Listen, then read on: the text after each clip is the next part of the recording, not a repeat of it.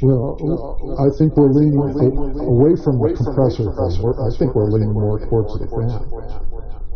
Well, I think it's either one, because this guy says that the relay kicked the compressor off, so the heat. So let's say it's this switching. Well, that's weird. Because I didn't hear no relay click. No, I didn't either. You know, so if there was an issue because of the fan or something overheating, we should have heard that relay clicking because the compressor was running. And in order to say that compressor, I come down here and unhooked that because he heard it clicking and said, "Hey," I mean, I'm not saying he said anything, but you think he would.